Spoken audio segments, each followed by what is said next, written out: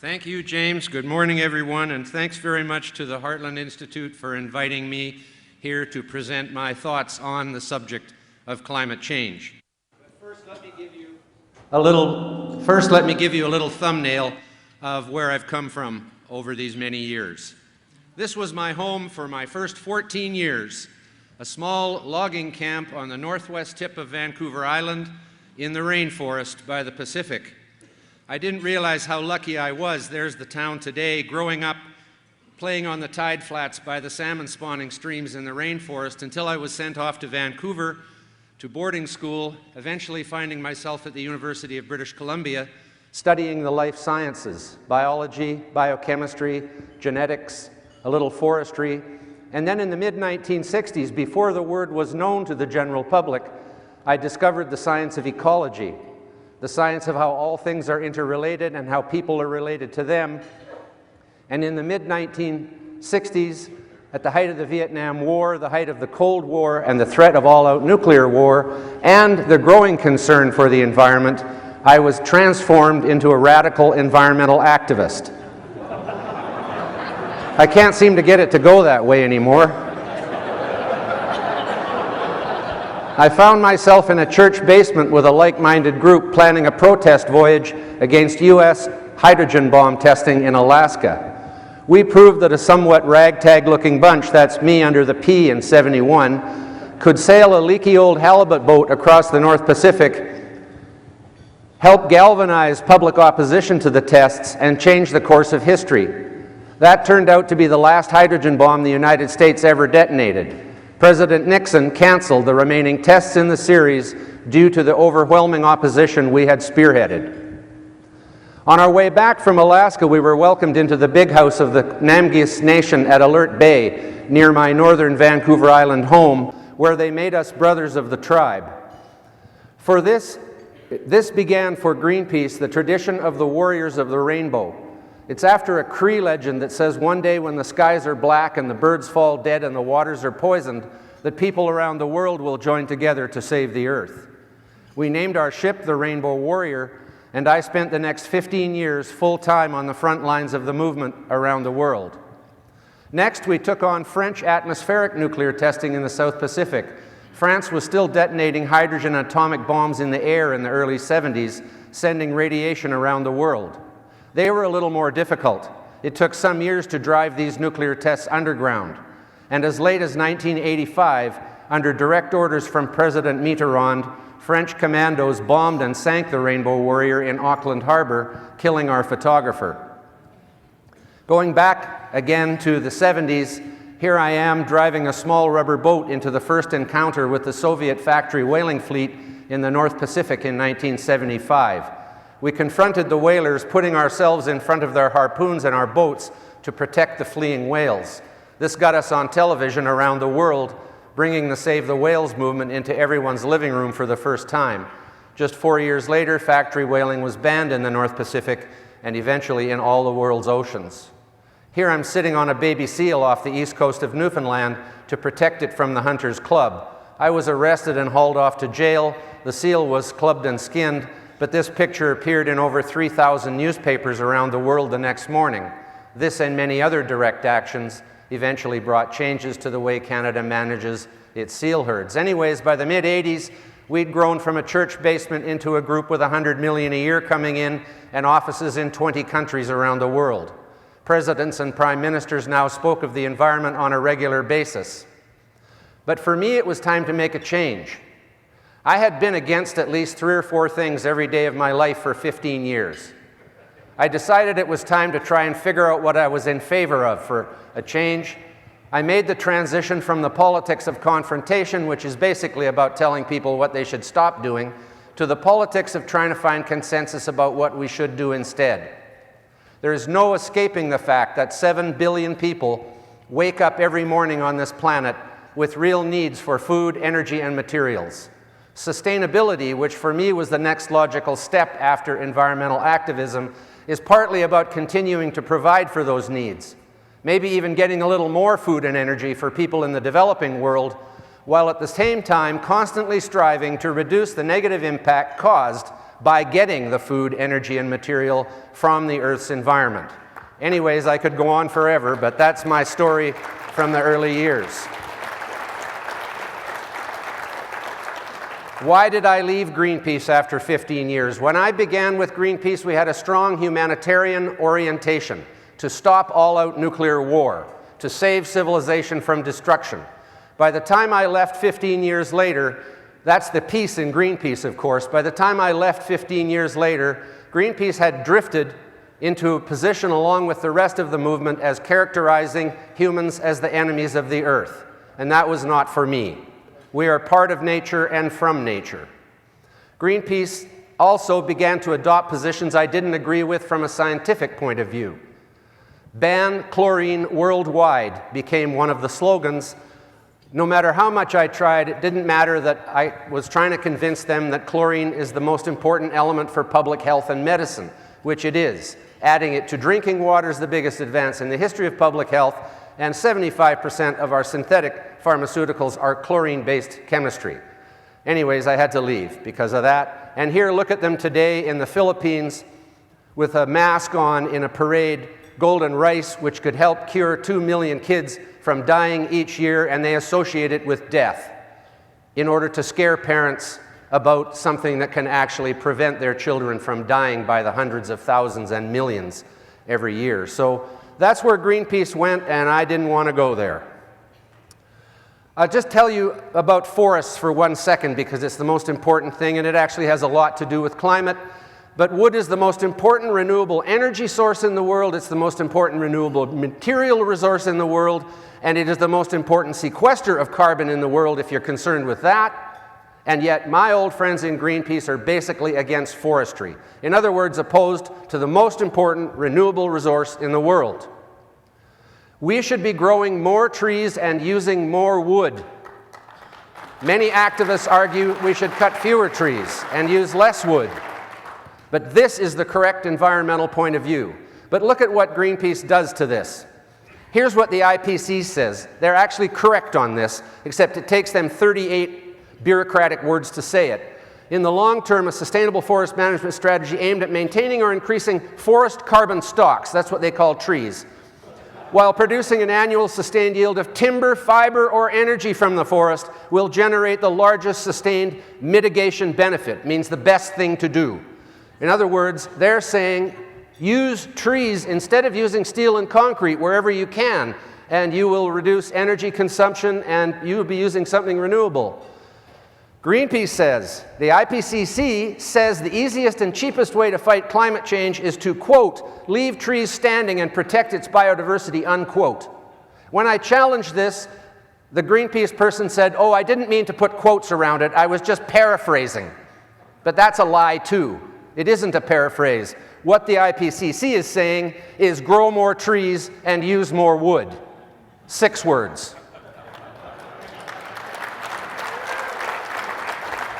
Of course, there are many opinions about climate change. There is the IPCC, which says, sorry, well, how did that get there? That must have, wow, yeah, that got reversed in the translation there somehow. Read the second one first.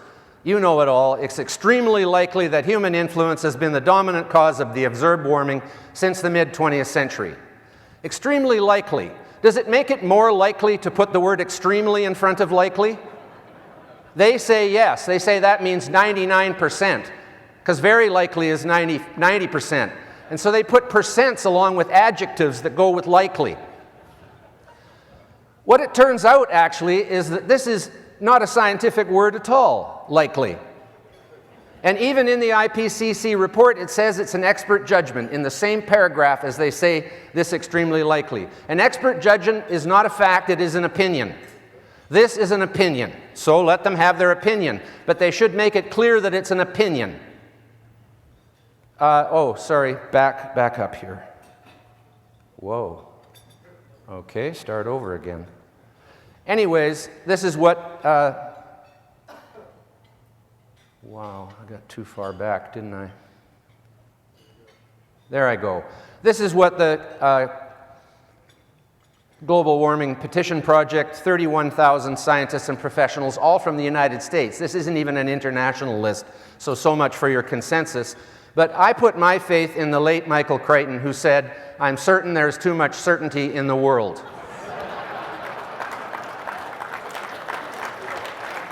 And this is where this hubris comes in, this certainty that they are right comes in. And you cannot say you're certain that you're right when someone who's in authority is saying it's extremely likely. That isn't certainty. Anyways, we all know about this, and from here I'm just going to show you what I show people, because you all mostly know this, but here's how I show it to people. First, yes, CO2 is increasing in the global atmosphere. But let's look at the last billion years of global climate change. I chose the most recent billion years. There is actually 3.5 more billion years of climate change before this. But we know pretty well that this is what has happened over the last billion. It's generally been warmer than it is today by many degrees Celsius. 22 degrees average global temperature has been the norm. But then there have been 4.5 ice ages during this period of time where temperature plummets on average down to 12 degrees, even 10 degrees Celsius global average. Today, the global average temperature is 14.5 degrees Celsius. We are in an ice age called the Pleistocene. That's why both poles are covered in ice. People don't understand that we are in an ice age now. This is an interglacial period within the Pleistocene ice age, and it is generally a cold time in terms of the Earth's history. Why are there 300 million people in the United States and only 30 million people in Canada? One word: cold. Sometimes I think that's why you let us have it. And you saw this graph yesterday in a different format, but anyways, it's the most recent 600 million years since modern life emerged during the Cambrian explosion, and it shows very clearly that there's no lockstep correlation between CO2 and global temperature. At times, they seem to be moving in a similar direction. In other words, there seems to be correlation sometimes, but as you know, correlation doesn't prove causation, and you'd need to see a lot more of a lockstep relationship. It seems that temperature is bounded on the top and the bottom, probably by a lot of feedback forces that are creating a maximum and minimum, and we're in one of those minimums right now. Yeah, it shows right there, for example, that now it's 14.5 C and CO2 is about 400, whereas the average over the last 600 million years has been around 2,000, which coincidentally is the optimum CO2 level for plant growth, about 4 to 5 times higher than it is today. That's why greenhouse growers purposely put the exhaust from their gas or wood heaters into the greenhouse to increase growth by as much as 100%. So we can look forward to increasing productivity in agriculture from increased CO2, as many of you know. Now, this to me is the graph, if you accept this as true, which it probably is something like true, because it has been warming for the last 100 years or so. The IPCC says that we've been the dominant cause since the mid-20th century. That's 1950. In other words, they do not ascribe the rise in temperature between 1910 and 1940, which you see there, to human-caused emissions, because we weren't emitting much back then. They only say it's the part between 1970 and the year 2000 that was caused by humans. Then what caused the rise in temperature between 1910 and 1940? Because it is identical in duration and size, 0.4 degrees over 30 years. They're both the same. It is not logical to be extremely likely that the second one is caused by us and the first one is caused by something else, which they don't really say what it is. So this, to me, demonstrates the logical fallacy of claiming that we are the dominant cause of global warming.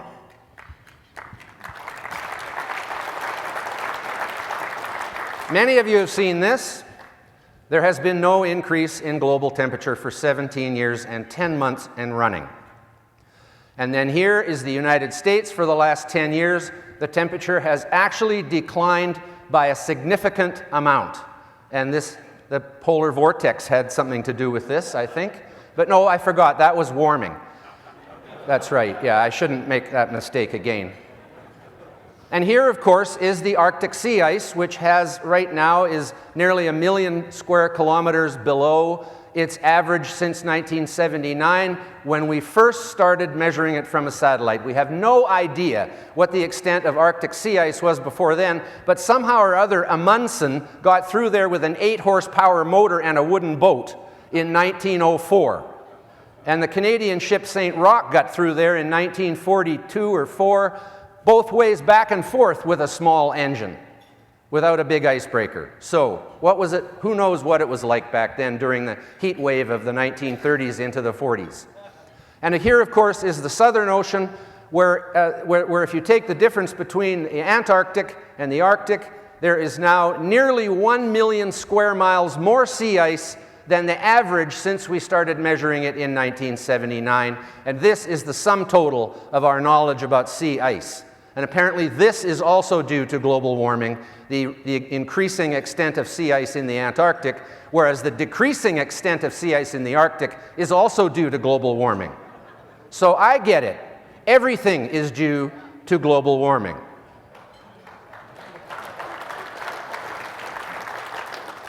It's funny, but our children are not taught logic, they are not taught what the scientific method is, and they are taught that carbon is pollution. Oh, carbon dioxide, sorry. They're told it's carbon now, as if it was soot. This is sea level rise post-glaciation. The rapid rise in sea level all occurred between really 16,000 and 7,000 years ago, when the huge 2-mile thick low-altitude, mid-latitude glaciers all disappeared. And since then, it's just been a very slow, gradual rise as more of the ice that was left in high mountains and the poles melts a little more too. You saw this yesterday. This is tropical hurricane energy worldwide. Al Gore knows about this, yet he continues to say that it's going to be a devastation of the earth from massive hurricanes. No such thing. And of course, you know that this is the longest period in the history of measuring hurricanes since a Category 3 or larger hurricane hit the continental United States. Right now, today, is the longest period we've known. So that one really, and even the IPCC does not subscribe to the belief that extreme weather events are tied to global warming, whether it's human-caused or not. They say there is no evidence of an increase in extreme weather events related to the warming that has occurred. And yet, Bill McGibbon and co., Al Gore, the whole bunch of them, perpetuate the idea that every extreme weather event is because of us. This is why we will never be able to predict the future of the climate other than about 3 days out, as John Coleman, who's coming up soon, will probably tell you he knows. It's because of clouds. Water, the most important greenhouse gas, is the only one that occurs in both liquid and gaseous phases in the atmosphere. And the liquid phase of water and the gaseous phase of water, which we call water vapor, behave in completely different way with regard to solar energy.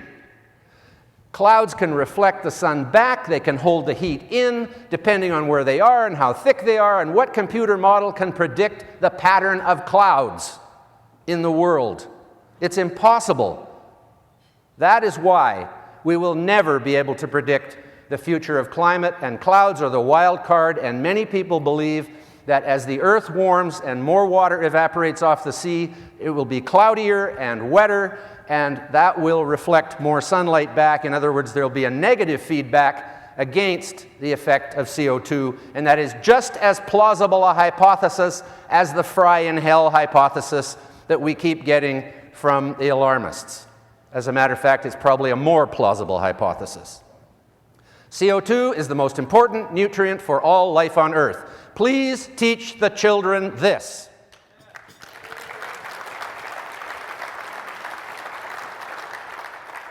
When we started emitting CO2, it was down to about 260 ppm. Now it's at 400. If it had gone down by the same amount as we've caused it to go up, plants would have started dying, because plants start dying at 150 ppm.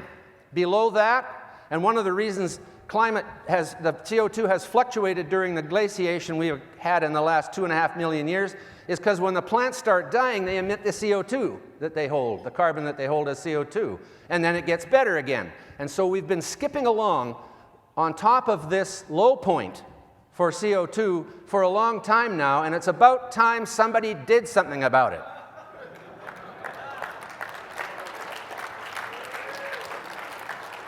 James Lovelock, the father of the Gaia hypothesis, was an extreme pessimist about climate and said that humans are a rogue species. He has changed his mind. He realizes that if Gaia is all one great organism, that maybe we're doing her bidding. It's like Carlin said, the reason people came into existence is because the Earth wants plastic. And maybe the reason people came into existence is because the atmosphere wants a little more carbon dioxide for the plants. Who knows? 88% of world energy. I'm just going to do a little bit of energy here, because especially to people concerned about human-caused climate change, energy is the flip side of the coin, and global energy policy is what they want to get their hands on, as if there's some kind of dial you can turn somewhere that is going to change the climate. They want to stop this 88% of world energy produced by fossil fuels, and especially the part where oil is involved, where there really aren't many substitutes, because that's transportation, getting the food into the stores.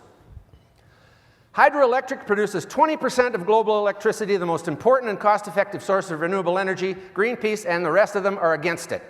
They're against wood, the most important renewable in the world. They're against hydro, the second most important renewable in the world. And between the two of them on an energy side, it adds up to about 85% of all the renewable energy in the world, and they are against it, even though it's reliable, cost-effective, etc.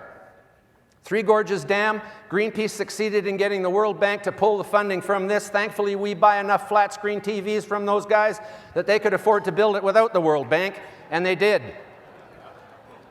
It replaces 40 coal-fired power plants. If you're worried about emissions from coal plants, it stops floods from killing thousands of people downstream in bad flood years, and it allows them to irrigate twice as much land. This is a sustainable development.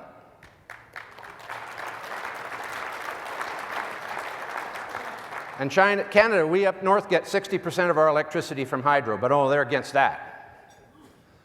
When the oil and coal and gas become scarce, this is what we're going to have to use. There is no question of that in my mind. So let's work on making it even safer than it is, which is already safer than every other major energy technology we have. 21 countries producing 15%. This used nuclear fuel that they want to dump in Nevada is actually one of our most important future energy resources. We know how to do it. Fast neutron reactors. The Russians have 2 of them running on the Caspian Sea. They just sold 2 to China last year. This is where we go. But we got lots of coal and oil and gas right now, and it's cheaper than doing this, so maybe it'll take a while. But you know what? In 300 years from now, all of the fission products in there pretty well will be decayed, and then it'll be just the good stuff left. So it won't matter if it takes 300 years before we start using that. But there is 5,000 years worth of nuclear energy in the 50 years worth of waste, so-called, that we've produced. Nuclear and hydro are the only energy sources that can effectively replace fossil fuels, if that's what you're worried about. These are too expensive for the grid. A sustainability officer on Long Island described solar panels as a wealth-destroying technology. Here's a cost-effective use of solar energy to heat water, especially in sunny places. And this is the wind energy going in the world. It's only rich countries, mainly China in Asia, and then there's Europe and North America, putting all this stuff in. These are things that are going to be left rusting on the ground. Here's what happens with wind energy. One day you have 12,000 megawatts, the next day you got nothing. What do you do on the nothing day? Shut the schools, factories, hospitals, office buildings?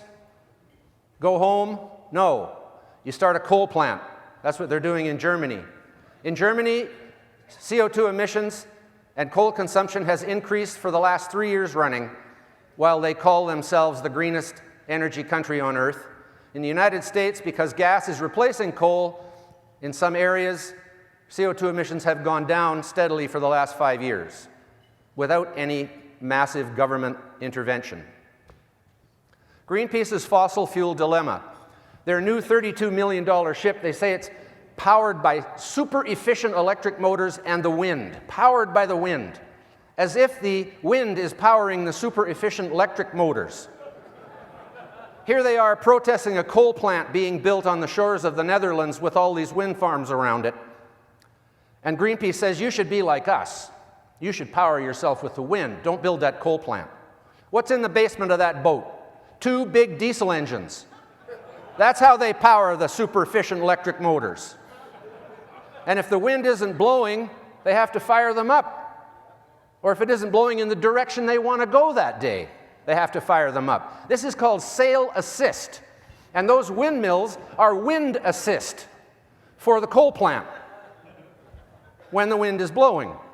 When it isn't, turn on the coal plant, just like Greenpeace turns on their diesel engines. Here's Greenpeace protesting a Russian oil rig with an oil-powered ship, saying we must end our addiction to oil. Is this hypocrisy? I think so. Now, let me just talk for a moment about something in my country that is being denigrated and demonized around the world, and that is the Canadian oil sands. And here's one of the upgraders there, which turns dirty bitumen oil taken off the sand. They are cleaning the sand in the world's largest natural oil spill. When the Rocky Mountains heaved up, the oil that was in deep formations flowed out into the sands of the prairies, which is a former ocean bottom. And there it is near the surface now. But it's got to be cleaned up, just like a gas station when a little fuel leaks out of the tanks underground. You know, makes the oil in the dirt thing. It costs $1 million to clean one of those up. We're making a profit cleaning up the oil off the sand in Canada. Here's what oil sands mining in Canada looks like. It's a dirty business. It's true. It doesn't look too pretty when you open up the earth to get the sand out. But here's coal mining in the United States, which produces 15 times as much CO2 emissions as all of the oil sands in Canada. And I know that they're targeting this down here too, but that there looks like pretty good energy to me. Here's a map, Google Earth, showing the western half of Canada, therefore about half the boreal forest of Canada. They say that the oil sands is destroying Canada's boreal forest. You can see it there, barely. It's like a pimple on an elephant. And there's Edmonton, where you can see Edmonton down there too. When are they going to reclaim Edmonton? Or Las Vegas, for example. When are they going to turn this back into a desert ecosystem? Because in the oil sands, every square inch of disturbed land must by law be put back to a native ecosystem, as this piece has, as this tailings pond, which looked pretty damn ugly when the operation was going on, but once they finished with that tailings pond, they turned it into a bison pasture run by the First Nations Indian people who live nearby, getting $85 million a year from the oil sands in First Nations contracts. This is all reclaimed mining land, and so is this. And as an ecologist and environmentalist for over 40 years of my short life, this is good enough for me, and it should be good enough for everybody.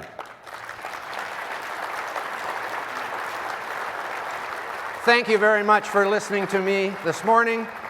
You can follow me on Twitter at ecosense.now. I have a big campaign going on golden rice around the world, and I think you'll find it of interest. I didn't have time to talk about it today.